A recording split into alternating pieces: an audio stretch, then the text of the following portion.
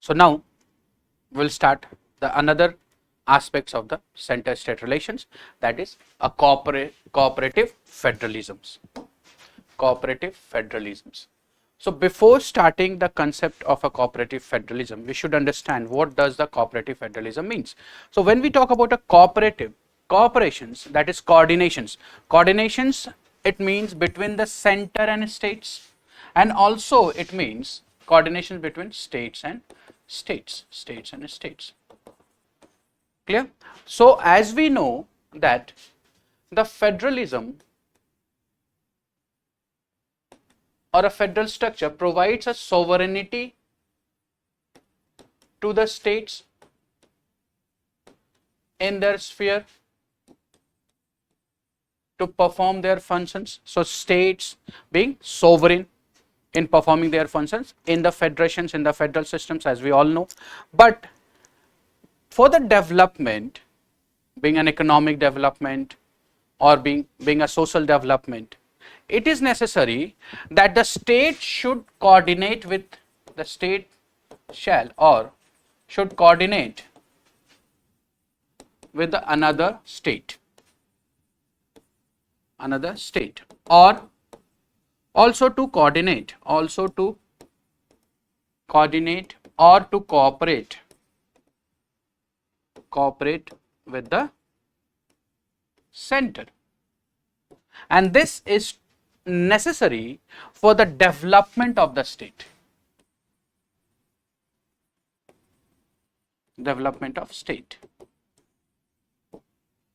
So if the state wants to develop, it cannot develop in isolations. Federalism provides them the sovereignty. Federalism provides them an independence nature, that you are free to decide your own laws, you are free to decide your own policies, you are sovereign in this sphere, you are not been pressurized by the another. This is the features of federalisms. But a nations or a state or a center cannot flourish, cannot development in isolations. For the development, it requires a cooperations, it requires an assistance, it requires an coordinations with the another nations or another states. So where the terms or where the criteria comes that the state has to cooperate with the another states or the center, that makes the cooperative federalisms. Cooperative federalism. So in this cooperative federalism,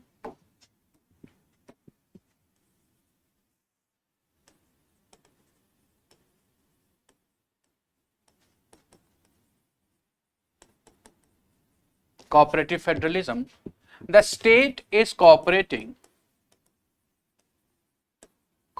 with the center and also with other states.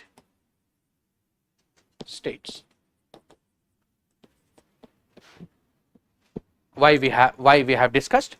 Because though the states are sovereign, but for the development, enhancement, they require the support of another individuals. If any individuals want to develop, it wants to enhance his personality, it requires that they have to depend for the other services on the another persons, another institutions. Similarly, the state, if it wants to get developed in its sense in all aspects, they have to coordinate with the another nations. So this is the concept of cooperative federalisms. So it allows the state to cooperate, to make coordinations with the another states, and also at the same time it allows the states to cooperate with the center also. Clear? So this cooperative federalism, the concept of cooperative federalism becomes the basic structure or feature of the Indian constitutions.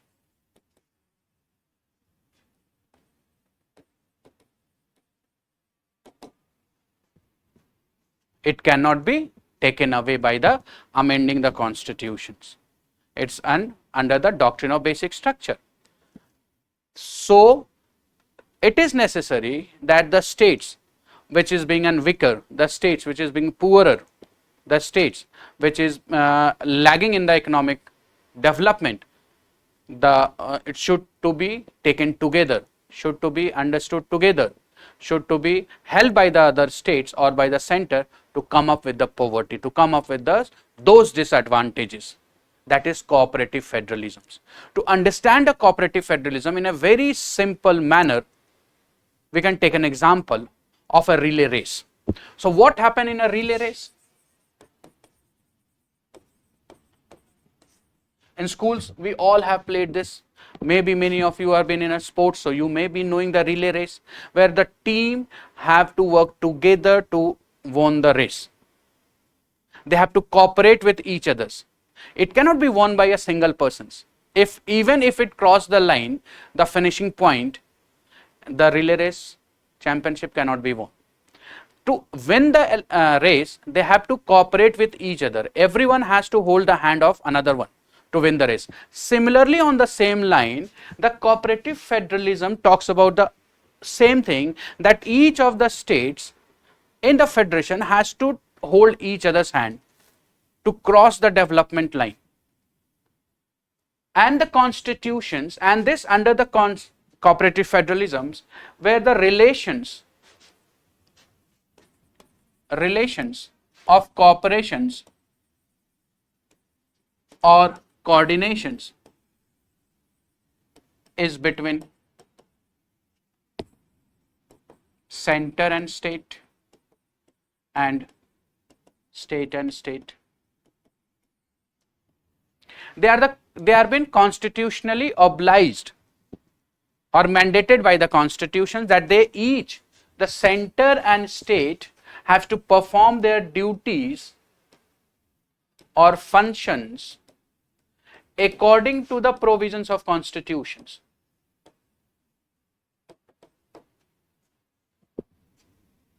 They cannot be aligned to or left alone. They have to taken together. This is cooperative federalism.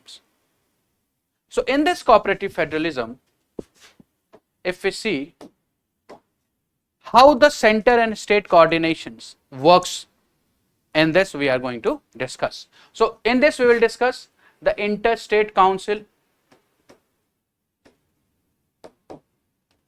zonal council. Here you can also understand the Niti Aayog is also one of the features of cooperating coordinations between center and states, helping them. Interstate water disputes, resolving the disputes between the center and state, coming together to resolve their issues. In the interstate council, all the states come together, sit together and discuss their problems, right? And by getting an point of views of getting every point of views, decides amicably. They decide their futures, they resolve their issues. Resolving issues by discussing enhance the cooperations. If any two friends have any disputes, so they can sit together and resolve their issues. This will strengthen their friendship. But if the same two or more friends went to any third friend for the making a judgment, that will weaken their friendship.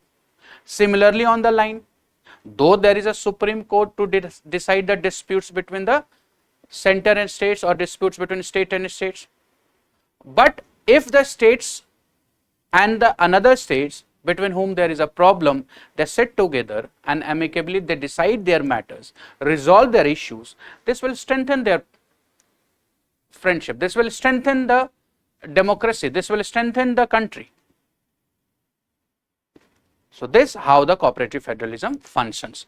So under this we will discuss different aspects of the cooperative federalism, how the states cooperate together to resolve their issues. Clear?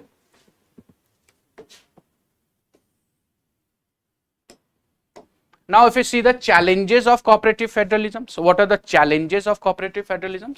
So the very first challenge of the cooperative federalism, what we know that in terms of India is India being an ultra centralized. We have seen various provisions till here that how the center controls the state. In normal times also through appointment of the governor, through all India services, through giving directions, and if the states does not complies with the direction of the given directions given by the union can impose sanctions by imposing precedent rule. Indian federalism is centralized, ultra centralized. This is a challenge to the Indian federal systems. So challenges of an Indian cooperative federalism: first is ultra centralized centralizations, where we have discussed in a very detailed manner. Second, if we see the ineffective interstate council. Interstate council, we will discuss in few times that what is interstate council, but here we need to understand that interstate council was made to resolve disputes between the states, but due to its advisory nature, the recommendation of the interstate council is not binding. So the party is not been enforced or cannot be forced to adhere to the decisions or recommendations of interstate council, and this become the challenge to the cooperative federalism, because interstate council was made to cooperate, to sit together and resolve the issues, but because of its advisory nature, there is a lacking in intent of the interstate council. It is failing. Clear? Next, precedent rule. Now precedent rule, as currently we have seen that if the directions of the union is not been compliance by the state, so union will impose the precedent rule, and many a time this precedent rule has been misused also by the center to let the state know about or to compliance with the directions of the union, to come in the line with the union. Uses of precedent rules is also a dent on a cooperative federalisms. Next, underrepresented in the finance commissions. As we know that finance commission is a financial body which recommends the government for the distributions of resources, but it comes under the center or union through appointment, discussion of the recommendation of the finance commissions. The state has no power to discuss the finance commission's report. It has been discussed in the parliament, it not in the legislature. So this because and the finance commission is responsible to suggest or give recommendations for disbursement of finances between the union and states, but the states are not allowed to discuss those provisions. States are not allowed to discuss those recommendations of the finance commissions. So this also weakened the cooperative federalism between the center and states. Trust deficit, one of the best example how the states have facing a trust deficit toward the another states or with the center is GST. Many of the current recently you may have come through the newspaper to know that many states were alleging the center that the center is not releasing their GST returns money, depreciating them in terms of financial independence. So this make them the trust deficit against the center or against the another states. Next, uniform approach. A uniform approach means all size fit. So one for all has been there. There will be a top to down approach. Top to down approach. Policies were made to at the top has to be implemented all over the country, and one solutions for every problem. This has also made a dent. Planning commission, the erstwhile planning commissions, they make a plan for the 5 years, one plan for every states for the whole nations. That's a top to down approach. Same size fit to fit all. This is also a dent on the cooperative federalisms. Taxations, the majority of the taxations lies with the center. The state has to rely on center for the financial. This also making a dent. It does not providing and states for the making independent decisions. And regionalism is the last, where many states are been favoring a regionalism, which is against the unity of the nations. Many of the states were favoring their region against the another regions. Many of the news you can come accounted with. If you are in this state, you have to speak this language. You are in this state, you have to speak this language. You are not allowed, the outsider are not allowed in this particular state. We are the greatest in all the region. Regionalism, a separatist movement, a secessionist approach can be seen in the country. So this is also putting dent on the federal systems. So this is cooperative federalism and its challenges. The next in the line of a federalism concept is competitive federalism. Competitive federalisms. So what if we need to understand what is competitive federalisms?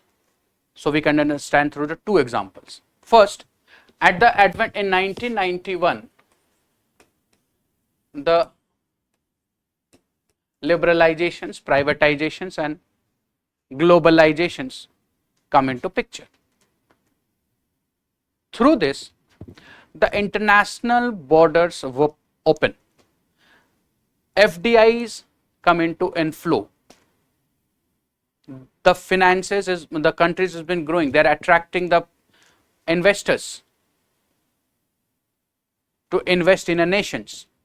Now easy access for the finance, easy access for the investment to the nations because of open border, a global village. So this has encouraged a new federalism, type of federalism, that is competitive federalisms, where the states are been competing with the union and also competing with the states, another states, to get investment in their respective state. Many states organize investment summit, investment forum. Uttar Pradesh has organized investment summit, where the many businessmen, business tycoons, big houses, they come into the states. They promise that we will put a plant of manufacturing plant in the state. Apple came to India, started manufacturing.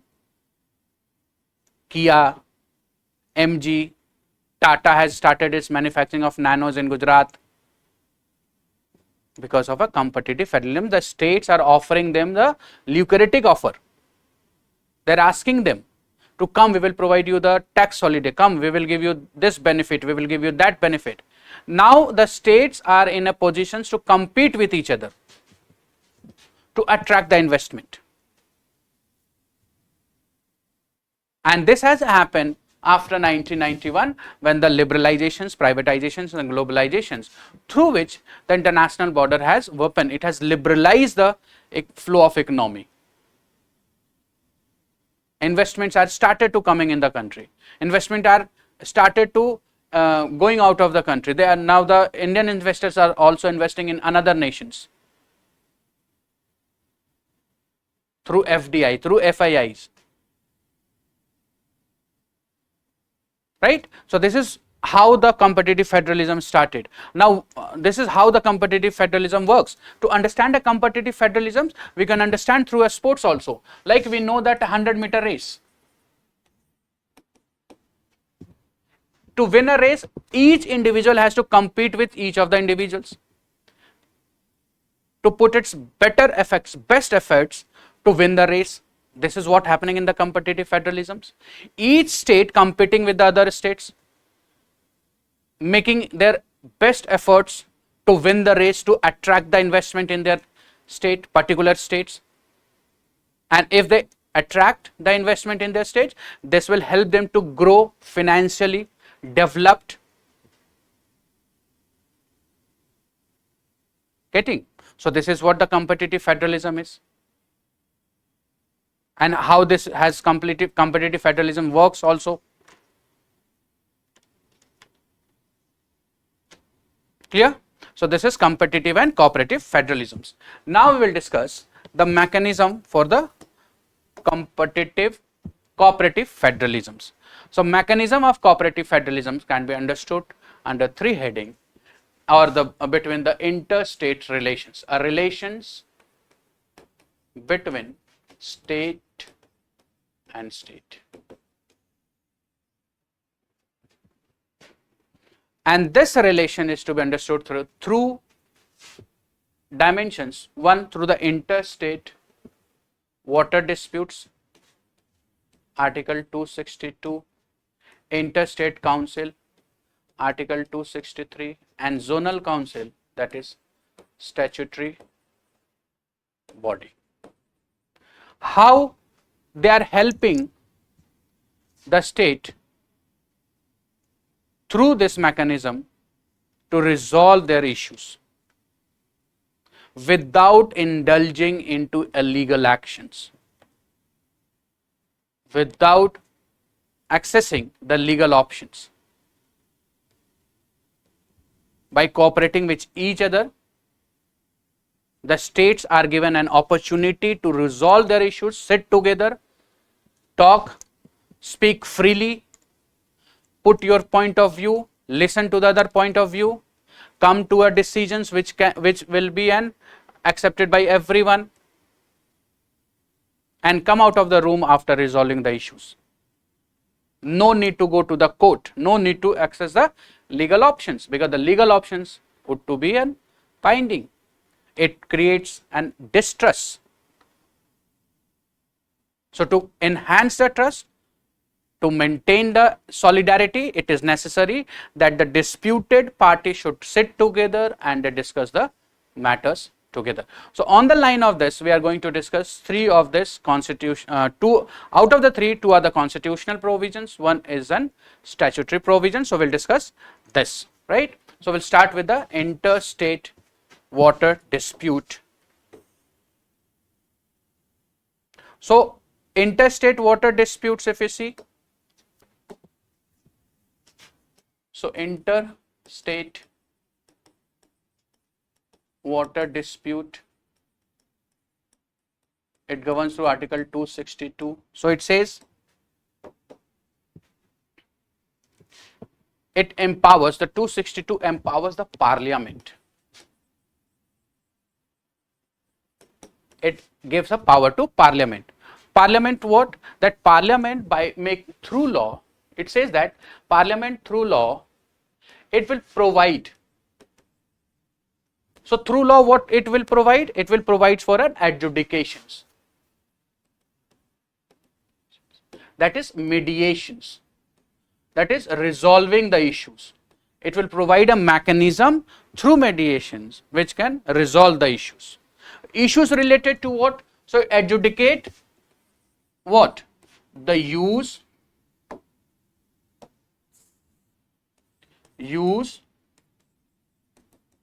distribution or control of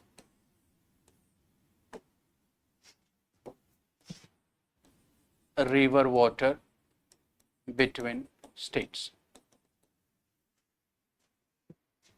So 262 of the Indian Constitution provides a power to the parliament, that the parliament through law provides a mechanism, and that through that mechanism it will adjudicate the disputes. Disputes related to what? Disputes related to the use of water. Disputes related to use of water, disputes related to distribution of water, disputes related to control of water between the states, of water of river valley between the two or more states. So if any dispute arises between the two or more than two states related to the use of water, the provisions of the Constitution says that it has to be resolved by the parliamentary law. The parliament is entrusted that if any such disputes come into picture, it is a parliament who through adjudication can provide a solution to that.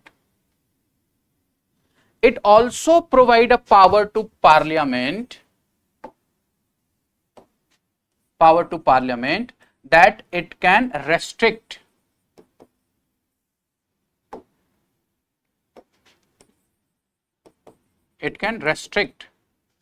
Supreme Court or any court in India or any other courts in India to have jurisdictions with respect to the water dispute.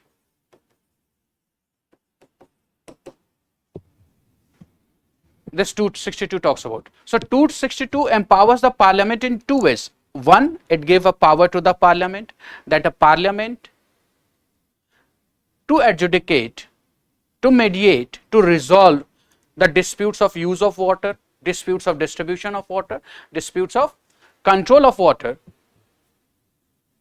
It can make a tools, an arrangement, and it also empowers the parliament that it can restrict, bar, it can restrict or bar the Supreme Court or any other court in India, that they cannot have a jurisdictions over the water disputes. So it restricting the Supreme Court to exercise its jurisdiction's power in respect of or in terms of water disputes. So Parliament, using the power given under Article 262 has come up with an act that is known as Interstate Water Dispute Act 1956.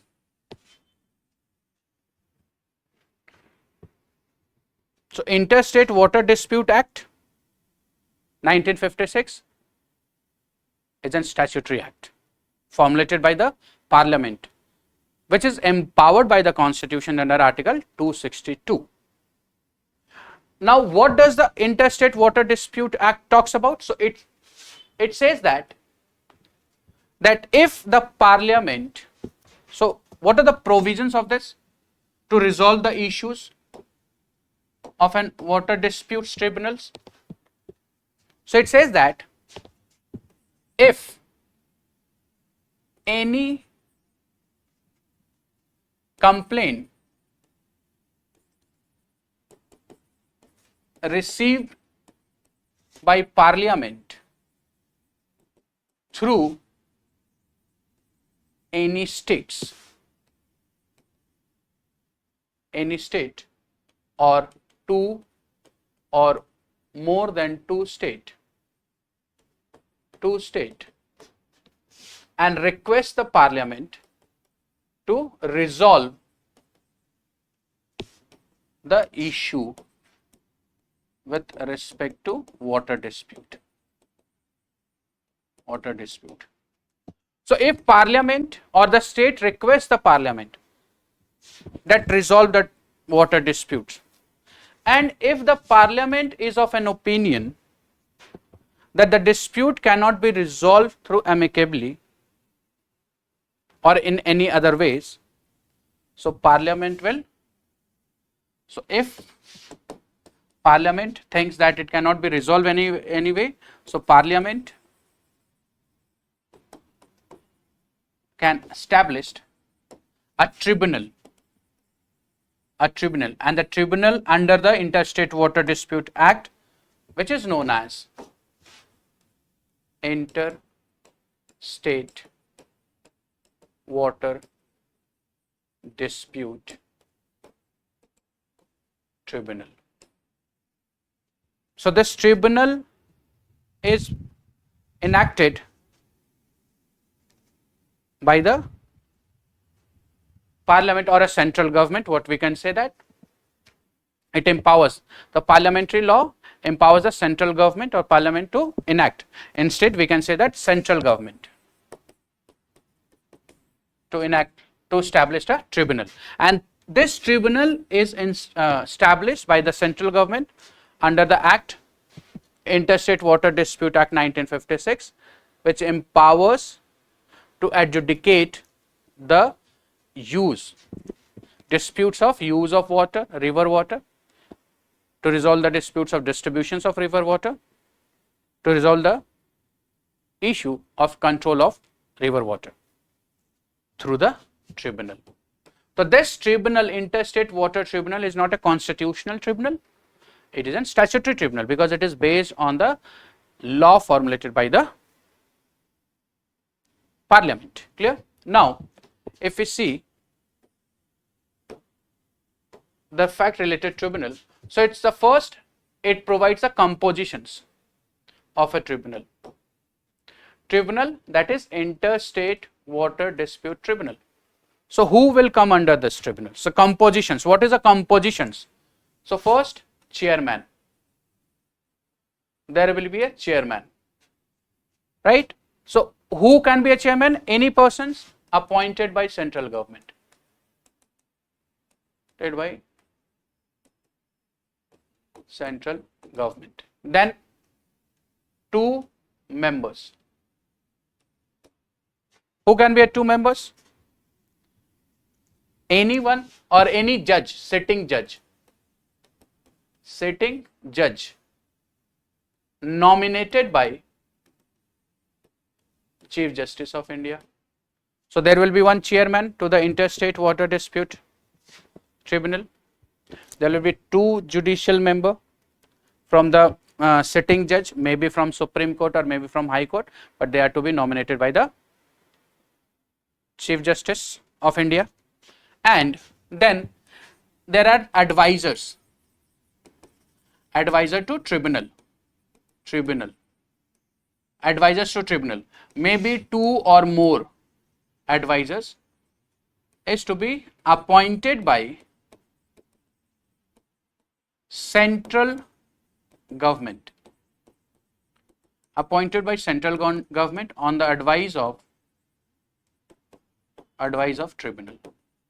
So after consulting the tribunal, the central government will appoint 2 or more advisor to the tribunal. So this is a composition, chairman appointed by central government to adjudicate the disputes of water disputes between the states, 2 or more states, 2 members, sitting judges, maybe a Supreme Court or a High Court, nominated by the Chief Justice of India, and advisor maybe 2 or more appointed by central government on the advice of tribunal, right? So these are the compositions. Now if we talk about a power of tribunal, so what type of power does the tribunal has? So tribunal has a civil power, civil court power. Tribunal has civil court power.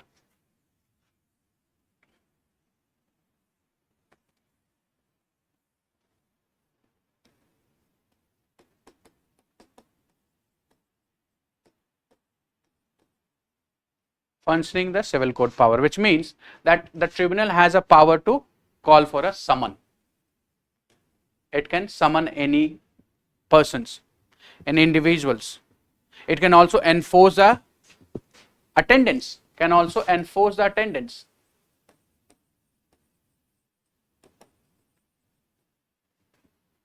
force the persons to visit.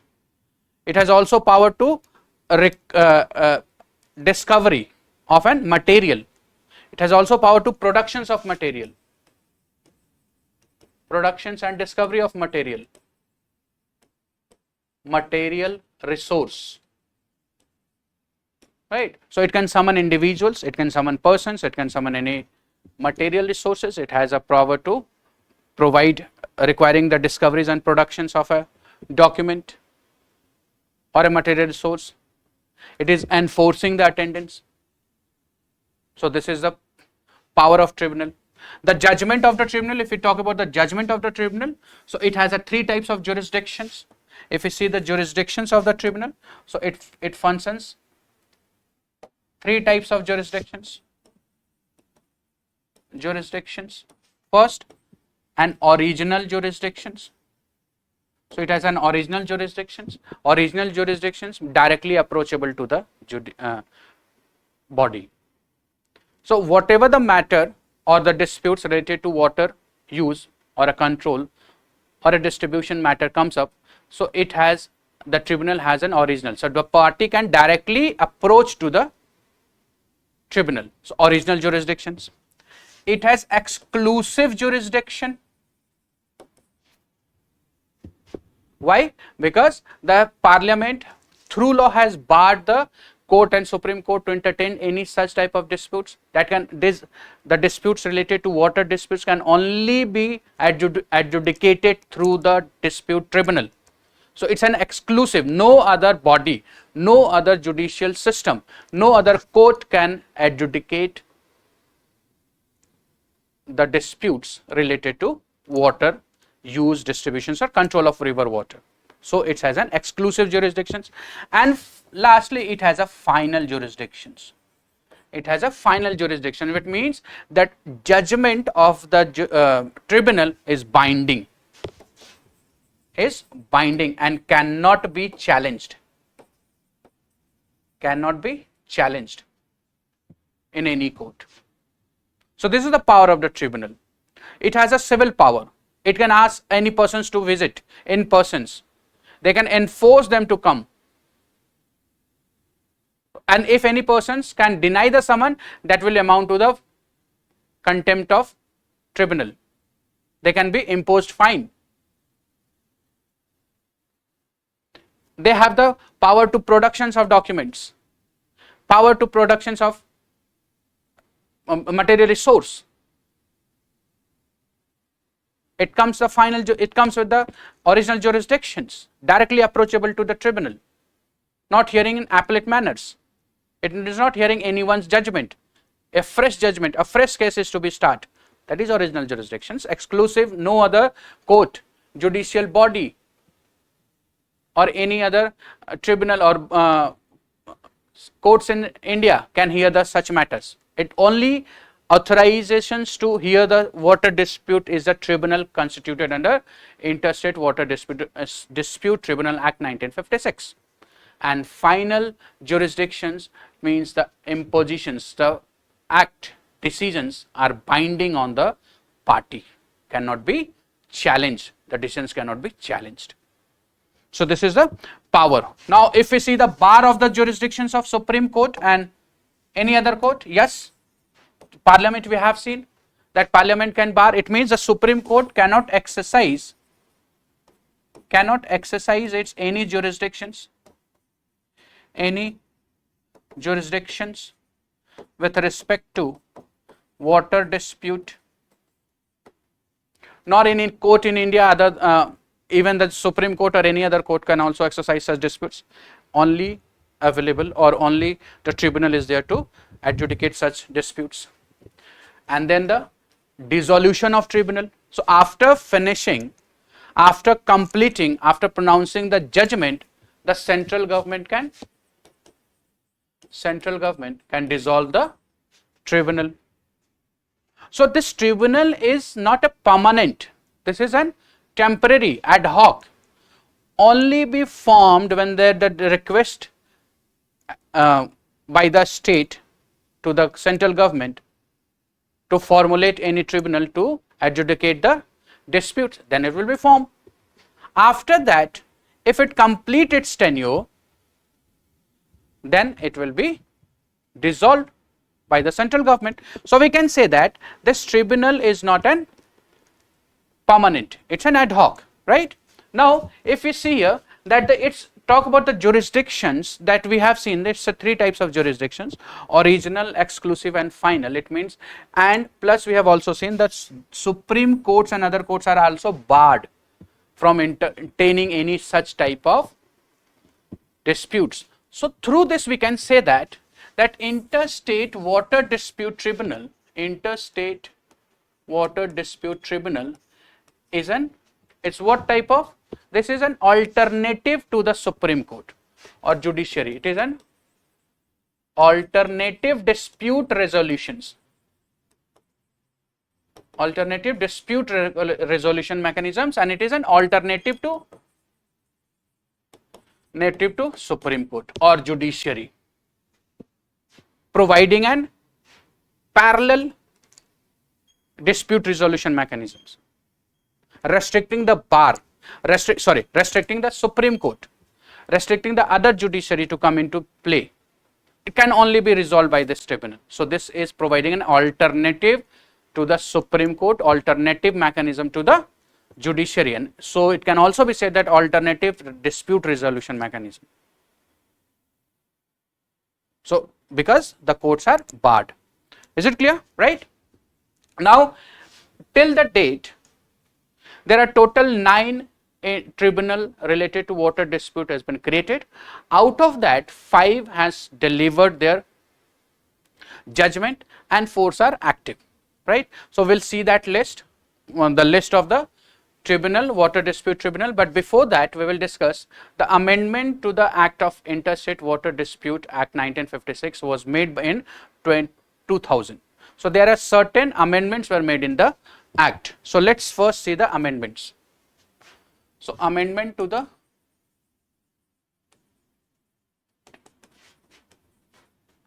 Interstate Water Dispute Act 1956 in 2000s, and this amendment basically done on 3 lines. First, it says that within a year, within 1 year of request, the tribunal is to be constituted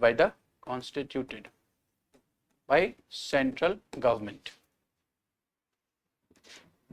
So if the central government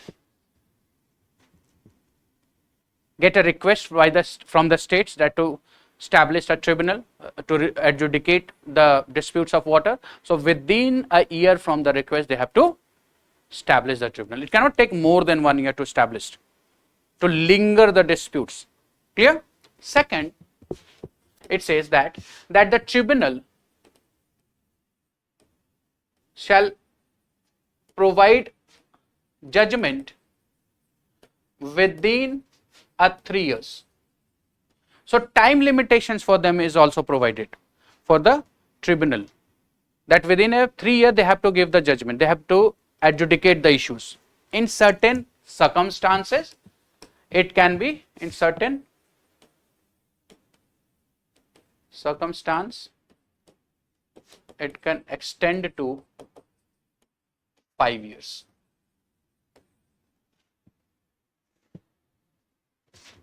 So the within a period of 3 years they have to resolve the issues. If the issues not been resolved due to any deficiencies, so the time period is to be 5 years. And the last, which has been amended in the Interstate Water Dispute Tribunal Act, is related to its judgment or jurisdictions, related to its jurisdictions, especially to final jurisdictions, right? Now this final jurisdictions, as we know, is binding on the party, which means cannot be challenged in a court. This is what the jurisdiction, final jurisdiction of tribunal is. Through 2002, it has given some scope by putting 2 exceptions or providing 2 lifeline to this, which says that if the party is not satisfied with the judgment of the tribunal, so the state can challenge the decision under Article 136, that is special leave petitions. So it can be challenged in a court, in a Supreme Court, or only in the Supreme Court, the decision of the tribunal, not under the appellate jurisdictions, rather under special leave petitions, that is Article 136. If a state wants to, so this is provisions provided to state, the party who is not satisfied with the decisions. So it will be, they have been given the chance to challenge. But the another lifeline is that if any person wants to challenge the decision, so they can challenge under Article 21 of the Constitution, that is violation of right to life, because right to water is also a way, or we can say that as another way to right to life, because right to life include right to clean water also. Without water a person cannot live. So on the violations of Article 21, it can be challenged. Thus decisions of the challenge tribunal can be challenged, and if the states, the party want to challenge, they can challenge through the 136, that is special leave petitions. Is it clear? So through the 2002 we can say that which was earlier an absolute power of the tribunal, decisions cannot be challenged, has given some scope to the party to challenge the decision of the tribunal. Clear? Now let's see the list of the water dispute. As I told you that there are till date there are total 9 tribunal has been established, and out of 9, 5 has delivered or given the judgment and 4 are active now, they have been working. Okay? So if you see the list, this is the list, that Godavari Water Dispute Tribunal, it is name of the tribunal, constitutions, state concerns and present status of the tribunal. So first is Godavari Water Dispute Tribunal, constituted in 1969, and Godavari is a river dispute between Maharashtra, Andhra, Karnataka, Madhya Pradesh and Orissa, an award given in 1980, right? Then Krishna Water Dispute Tribunal 1, it means once it was resolved, again the second time the Krishna Water Dispute was come into picture. This is, so this is in 1969, and Krishna Water Dispute between the Maharashtra, Andhra Pradesh and Karnataka, award given in 1976. Award given means the judgment has been given, right? Narmada Water Dispute Tribunal, constituted in 1969, dispute between the Rajasthan, Madhya Pradesh, Gujarat and Maharashtra. The judgment passed in 1979. Then Kaveri Water Dispute Tribunal 1919, dispute between Kerala, Karnataka, Tamil Nadu, Puducherry, award given in February 2007. Vamsadhara Water Dispute Tribunal, effectively constituted 2012, and it is between the Andhra Pradesh and Orissa, award given in 2021, right? So these are the 5 of the tribunal which has given which has delivered the judgment, resolved the issues.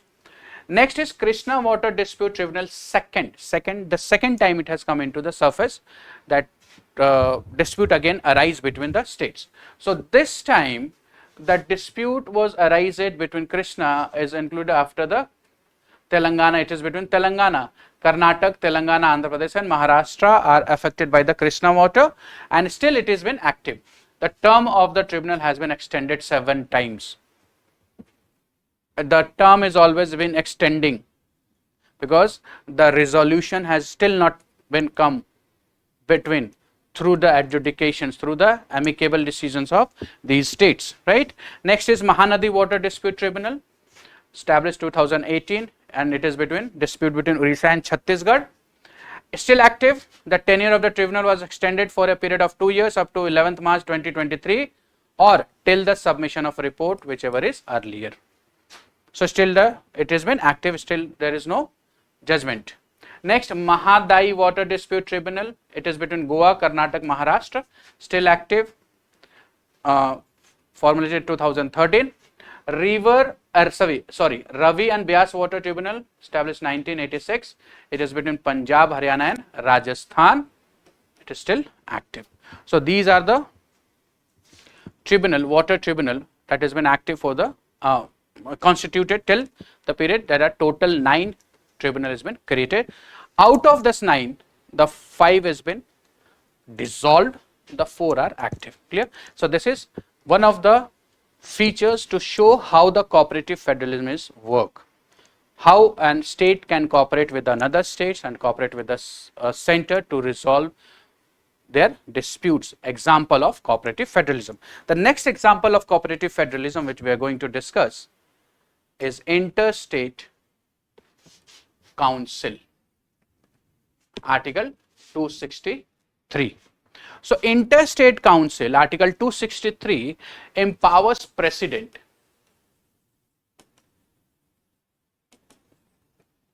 that if the president is of a view that through the council any dispute can be resolved, so it can establish a interstate council. Now, unlike the interstate water dispute tribunal, which is an alternative to Supreme Court, alternative provisions for the judiciary, interstate water dispute is a complementary to Supreme Court, to judiciary. Complementary, why? Because it is not, they are not restricting, the council is not restricting other, so states are only restricted in terms of water dispute. And other matter, they are not been restricted to visit the court, or the courts are not barred to interfere or to listen or to adjudicate any of the matters other than water dispute, like border dispute, like interstate commerce dispute.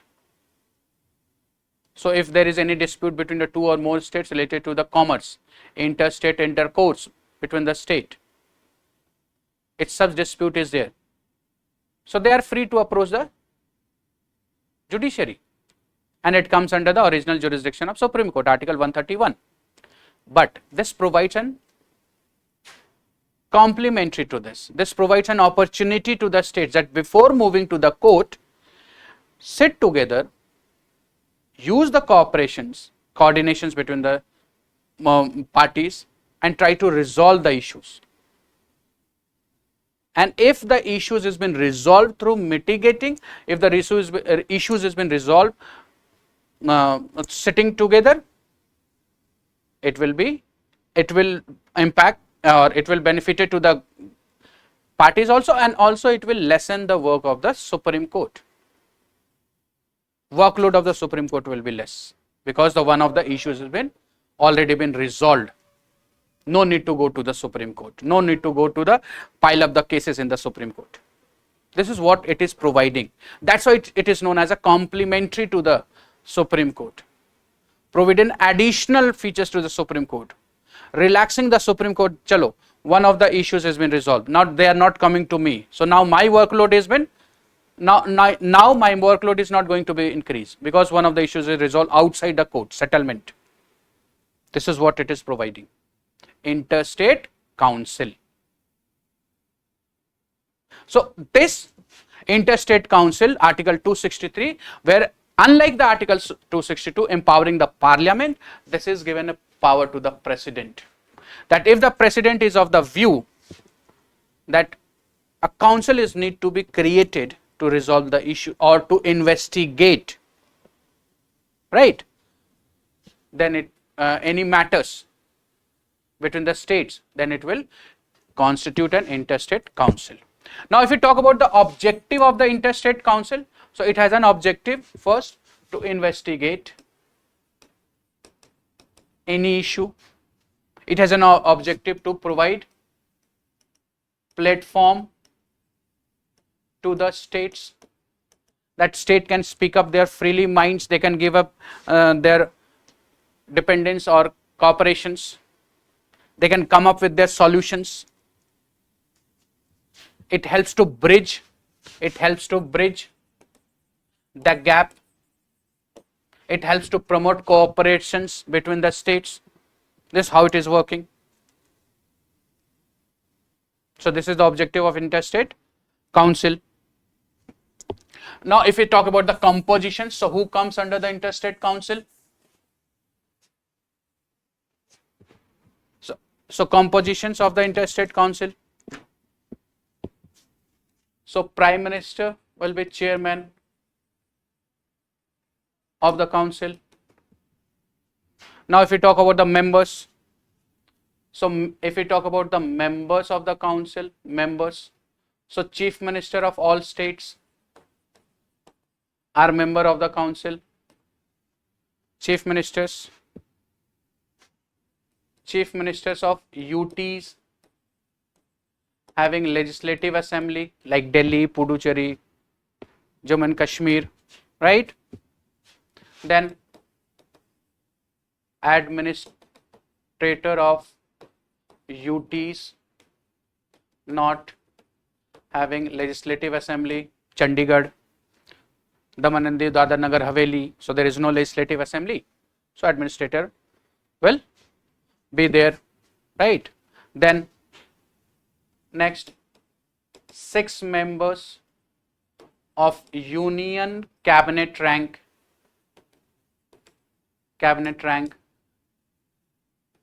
nominated by Prime Minister will also be a member to the interstate council, right?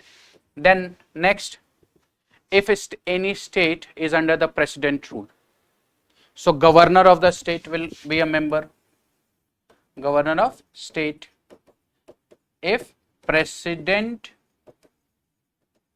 rule is in the state, so these are the members. So Prime Minister will be a chairman to this council, and in absence of the Prime Minister, suppose the Prime Minister is not in country or is unable to chair the council, then any of the 6 member of the union cabinet rank can chair the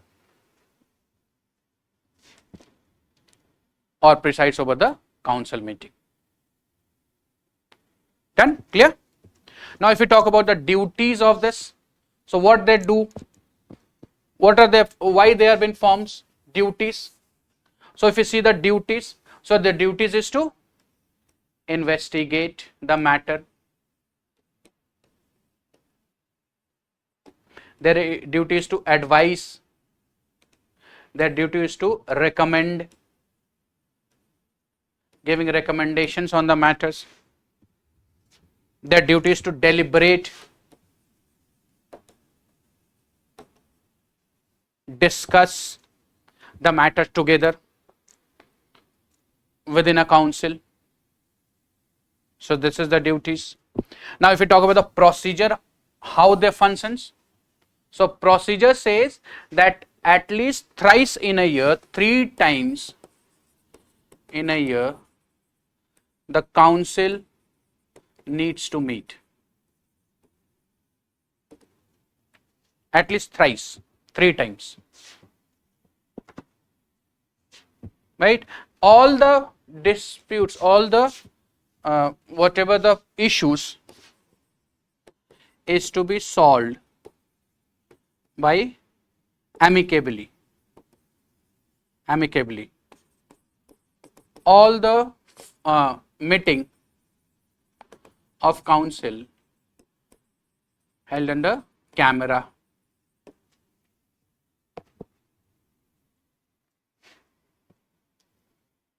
Right, by the consent they will decide the meetings and decision of the meetings, what has to be done by consents or amicably they will decide. This is the process they need to follow, right? If it talks about the limitations of interstate councils, so the first and the foremost limitation is that it is advisory body. It means whatever decision taken under the council is not binding on party, So many times this has not been useful. So first and the foremost is advisory body. Second, not permanent constitutional body. It is not a permanent constitutional body.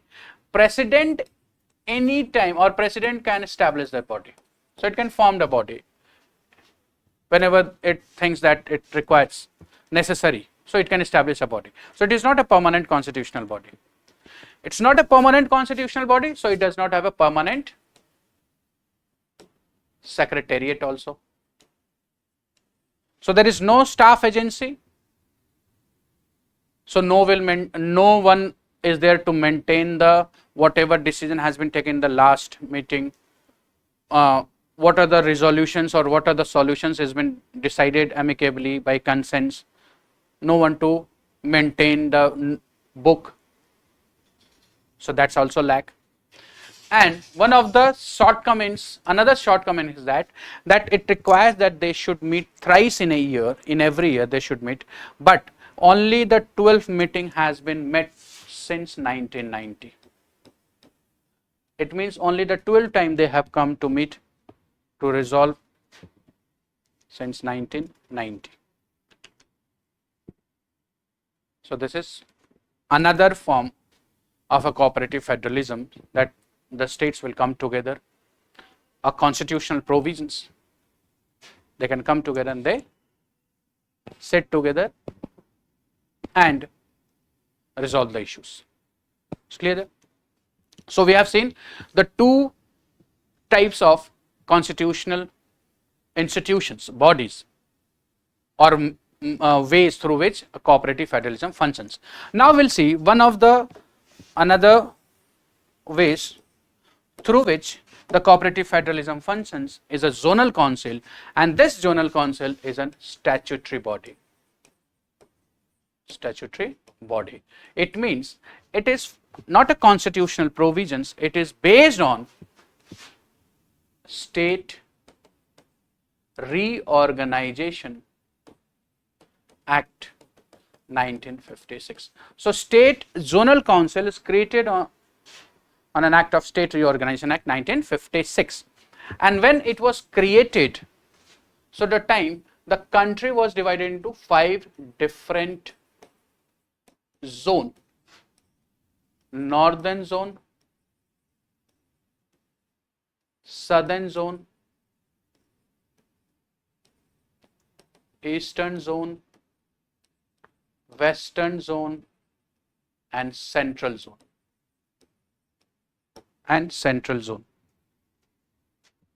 Right? But in 1971, one more zone added to this, and now it becomes 6 zone. So the one more zone which was added in 1971 is North Eastern zone, a separate zone for the Northeast. So the zonal council, as the name suggests, is divide the country into different zone. Initially, when it was established or when it was formulated by the State Reorganization Act 1956, the country was divided into 5 zones, but in 1971 one more extra zone added to it. Clear? So this is the introductions or the to the zonal council. Now if we talk about the objectives of the zonal council, so what does it has an objectives? So first objective is to, as we know, that it promotes cooperative, promote cooperations between the states. It's give them the authority or an opportunity to come and resolve the common problem first. Second, it talks about interstate cooperations. It encourage interstate cooperations to come up with to resolve the issues through cooperations between interstate related to border dispute, related to any issues arising of the State Reorganization Act also, that can be resolved. Trade issues can be resolved. And it also encourages cooperations, through cooperations, to resolve the common interest, and through that is through the advisory. Through advisory it encourages to resolve the common issues. So this is objective of the zonal council. Now if we talk about the composition of zonal council, so what is the compositions? So composition of the zonal council will be having an home minister as chairman, that is a common chairman to all zone. So home minister will be a common chairman, right? Next, if we talk about this chairman, if we talk about the members, so all the chief ministers in the zone will be members. Next, administrator of UTs in the zone. UTs in zone will be a member. Then 2 members from state nominated by governor will be a member.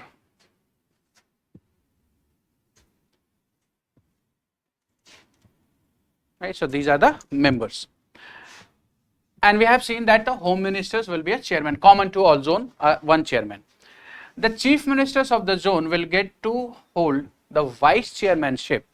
The chief minister will get a chance to hold a vice chairmanship in rotations for 1 year.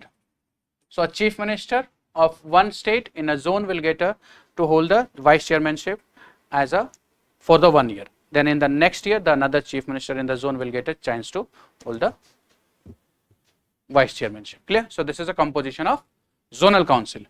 And the next, if you see, that is a functions of zonal council. So what does it do? What function it performs? So it performs or it functions on, it decides on any matter. As we know, this is having an advisory body. It is not a constitutional body, right? It is a statutory body and it is basically an advisory body. So on any common interest, it can advise, resolve the common interest of the states, advise them on any issues arising out of State Reorganization Act, State Reorganization Act 1956, border dispute. It can also functions to resolve border disputes. Clear? So these are the functions of the zonal council, and this is also one of the example of how a cooperative federalism functions. Okay?